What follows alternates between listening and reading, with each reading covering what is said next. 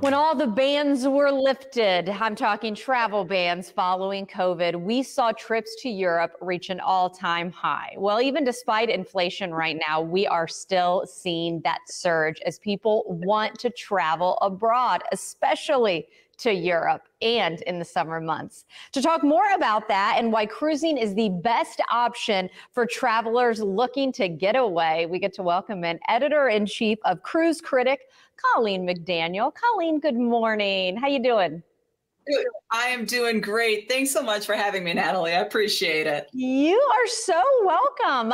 Let's talk value overall. I mean, I touched on inflation. We hear all of those things that, more people are being hit when it comes to their budget, but yet we're hearing people are still wanting to travel. Why is cruising the best option? Well, there are so many reasons that cruising is a great value, but I will give you the top three. And this is according to a recent survey that we did of Cruise Critic readers. So number one, you unpack once and you visit multiple destinations. Now, cruising has a little bit of a misconception out there that when you visit a port by a cruise ship, you don't actually get to immerse yourself and visit that destination. But this couldn't be further from the truth. As a matter of fact, Norwegian Cruise Line is offering at least an average of 10 and a half hours in ports in Europe this summer. Number two, there is a real ease associated with this kind of travel. So you wake up every day in a new port. That means no planes, no trains, no rush connections, no missed connections, no hassle. So that ease is just part of the value that cruising provides.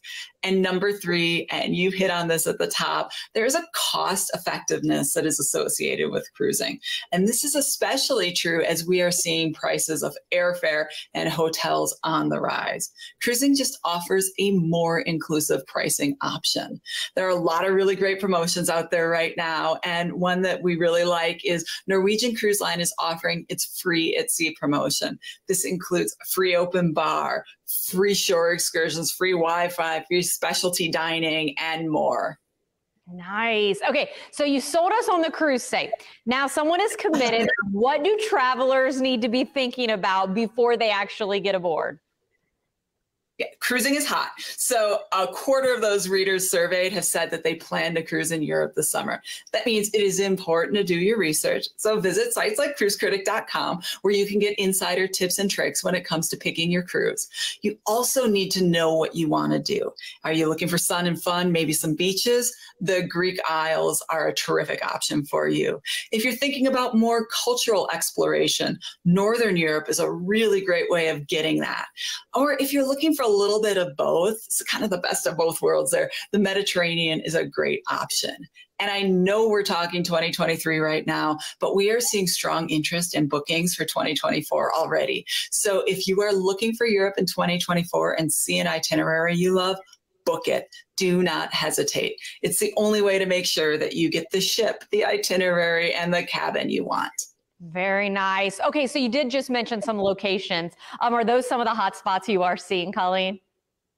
Yes, absolutely. So the Mediterranean continues to be one of those spots that is the hottest when it comes to European itineraries. And the Greek Isles is really emerging as well.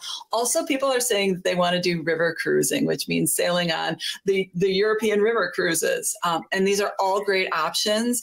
But what we really love is it means that there's a variety of cruise lines and cruise ships sailing in Europe right now, and cruisers are spoiled for choice. Norwegian Cruise Line, for example, is going to have 9 ships sailing in Europe this summer, including Norwegian Prima, which Cruise Critic just named its best new cruise ship of 2022. Its sister ship Viva, which is virtually identical, debuts in August, and there are still some sailings available on its early itineraries. So these are going to be 7, 9, and 10 night options to places like Italy, Spain, and Greece, which are all terrific cruise destinations. Oh, it looks beautiful. Oh, I'm so glad we got to talk about this today. Colleen, thank you for your time. We're sharing the website on the bottom of the screen, ncl.com, for even more information.